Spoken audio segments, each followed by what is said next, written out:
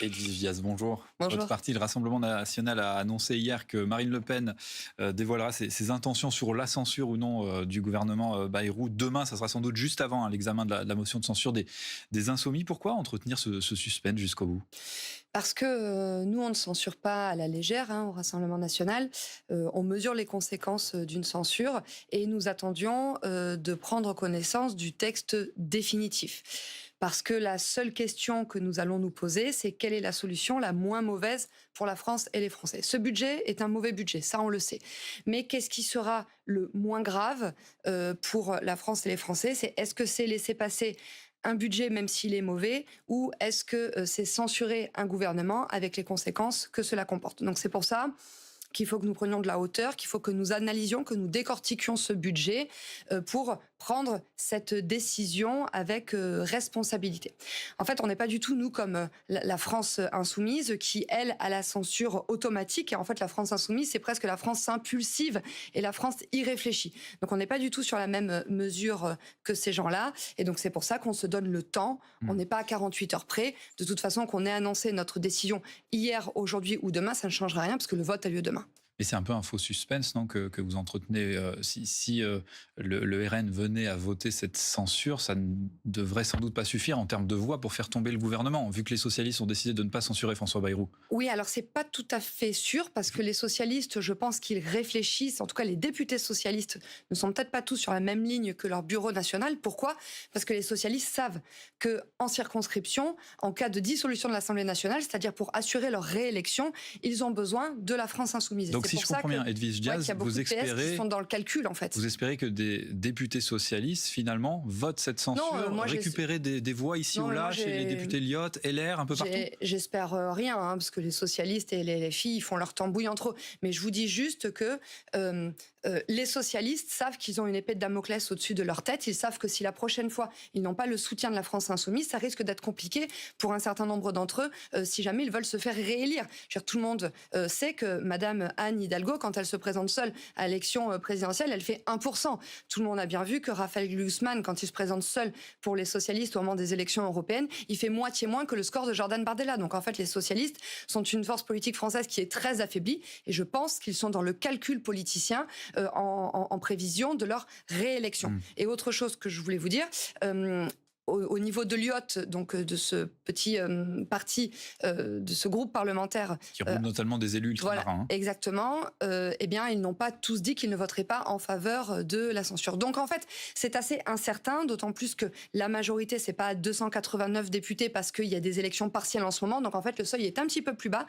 Donc, si jamais nous décidions de la voter, cette motion de censure, eh bien, peut-être que M. Bayrou ne serait pas aussi sécurisé qu'il prétend l'être, parce que vous voyez, ça va se jouer à quelques voix près. Il y a des négociations qui sont faites justement avec Lyotte, du côté du Rassemblement national, ou avec d'autres groupes ? Non, pas de notre côté. Non, pas de notre côté. Et merci de me poser la question, parce qu'en fait, nous, on ne se positionne pas par rapport à la décision politique prise par tel ou tel parti. Nous, on se positionne juste en fonction de l'intérêt de la France et des Français. Et c'est pour ça que nous prenons le temps seul d'analyser ce budget. En tout cas, vous parliez des socialistes, force affaiblie, mais François Bayrou a bien fait de discuter avec eux, parce que peut-être qu'il va sauver sa tête grâce à eux, et il n'a pas du tout discuté avec vous. Qu'est-ce qui s'est passé, contrairement à Michel Barnier, où finalement vous aviez négocié sur vos lignes rouges? Là, ça n'a pas du tout été le cas, alors que Marine Le Pen considère qu'elle est plutôt respectée par François Bayrou.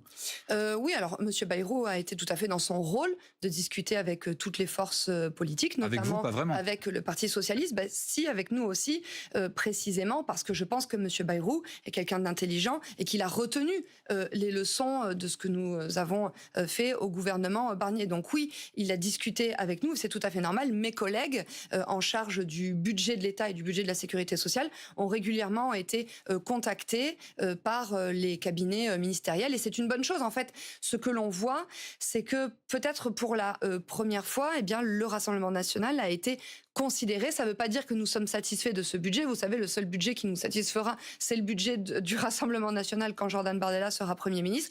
Mais en tout cas, oui, il faut le dire, Monsieur Bayrou nous a respectés et il a tenu compte de nos lignes rouges. Vous savez, je tiens à le rappeler parce que c'est important, si les retraités ont bénéficié d'une augmentation de leur pension de retraite, c'est grâce au Rassemblement national. S'il n'y a pas eu augmentation du prix de l'électricité, c'est grâce aussi au Rassemblement national. L'absence de déremboursement des médicaments, c'est aussi grâce à nous. Et l'absence de 7 heures de travail gratuite, c'est aussi grâce à nous. Donc on sent que ça vous convient plutôt bien, ce que vous non, parce qu'en fait, il y a une mauvaise trajectoire qui est quand même, empruntée. Par exemple, il n'y a pas d'amélioration du déficit, il n'y a pas une amélioration de la croissance non plus. Donc ça reste quand même un mauvais budget. Ils n'ont pas fait les économies là où il fallait faire, sur les agences de l'État, sur l'Union européenne, sur l'immigration, etc. Donc non, ce n'est pas un bon budget. Vous nous dites que c'est pas un bon budget malgré tout. Est-ce que vous utilisez aussi l'argument du Parti socialiste qui dit il faut quand même que la France ait un jour un budget. Voilà, il faut désormais qu'on avance, parce que si vous décidez demain de censurer le gouvernement de François Bayrou, vous serez sans doute classé dans le camp des irresponsables. Je mets de gros guillemets, comme notamment le Bloc central classe les insoumis. Donc il y aurait le RN et LFI irresponsables. Non, mais c'est pour ça que je vous dis qu'on prend le temps de mesurer. Bon, là, aujourd'hui, la France a un budget. Grâce à la loi spéciale, c'est le budget de l'année dernière qui s'applique, donc on n'est pas sans budget. Mais là, la question aussi qu'on va se poser, c'est si on censure, qu'est-ce qui se passe derrière? Pour l'instant, on n'est pas en mesure le président de la République n'est pas en mesure de dissoudre l'Assemblée nationale. Donc c'est pour ça, en fait, que c'est une situation difficile face à un mauvais budget. Qu'est-ce que l'on va faire? Nous prendrons la décision la moins difficile, la moins mauvaise, dans l'intérêt unique de la France et des Français. Est-ce que vous hésitez aussi encore sur cette censure? Parce que, je vais être très cash, François Bayrou a utilisé cette expression de sentiment de submersion migratoire. On a vu vos bancs au Rassemblement national applaudir ce propos de François Bayrou. Est-ce que ça vous a aussi convaincu peut-être dans le fait de ne pas censurer François Bayrou? Non, parce que je vous dis, la décision n'est pas encore prise, mais en tout cas que M. Bayrou reconnaisse, alors c'est plus qu'un sentiment de submersion migratoire. Il y a une immigration dans notre pays qui est littéralement incontrôlée. Nous avons explosé tous les records en matière migratoire depuis qu'Emmanuel Macron est président de la République, que ce soit en termes de délivrance du titre de séjour, d'accueil des demandeurs d'asile, d'inexécution d'OQTF, du nombre de clandestins présents dans notre pays. Donc oui, la question de l'immigration incontrôlée, c'est une réalité. Je me réjouis que François Bayrou le réalise. Mais ça peut peser dans la balance de la censure ou non? En fait, ça dépendra, parce que on ne va pas se payer de mots. Vous voyez qu'il y a une reconnaissance d'une immigration incontrôlée dans notre pays. C'est un bon premier pas, c'est un bon pas. Mais la question, c'est comment il va régler cette question de l'immigration incontrôlée. Moi, j'entends M. Retailleau partager les constats du Rassemblement national. Donc, bien sûr, ça nous fait plaisir, mais je ne vois pas grand-chose arriver par la suite. Pour l'instant, ils n'ont pas envisagé de proposer aux Français un référendum sur l'immigration, comme le propose Marine Le Pen. On voit qu'ils n'ont pas décidé d'exécuter davantage d'OQTF. Ils n'ont pas non plus décidé de réduire l'aide médicale d'État.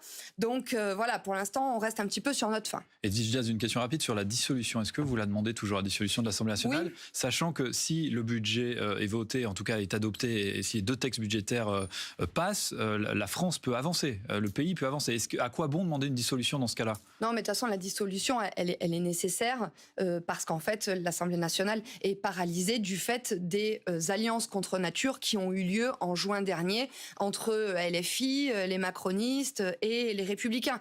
Donc en fait, c'est ce barrage, pour le coup, anti-républicain qui a conduit à une seule chose, c'est le barrage parlementaire et le barrage de la France. Donc oui, nous pensons que pour débloquer cette situation, il existe 2 solutions. La première, c'est la dissolution de l'Assemblée nationale dès que ce sera possible, ou alors, peut-être avant, et c'est ce qu'une majorité de Français souhaite, c'est la démission d'Emmanuel Macron.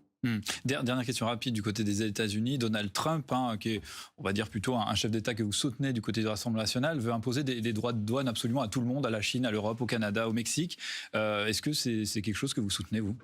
Sachant que l'Europe est extrêmement affaiblie aujourd'hui. Oui, l'Europe est extrêmement affaiblie, précisément parce qu'en fait, elle s'est laissée faire, elle s'est laissée marcher sur les pieds. Et nous souhaitons réaliser du protectionnisme européen, du protectionnisme français. Et je pense que c'est ce qu'une majorité, d'ailleurs, d'acteurs européens attendent, et je pense en particulier aux agriculteurs qui sont précisément en train de s'inquiéter en raison du Mercosur, c'est ce traité de Mais que libre-échange doit qui faire va l'Europe aujourd'hui? affaiblir considérablement Ursula l'agriculture von der française. Leyen, qu'est-ce qu'elle doit faire? Oui, mais moi je pense en effet qu'il faut réaliser le localisme, le patriotisme économique, et ça passe aussi notamment par un certain nombre de droits de douane qui doivent être appliqués quand des produits que nous importons entrent en concurrence directe avec des produits que nous sommes, nous, en mesure de produire.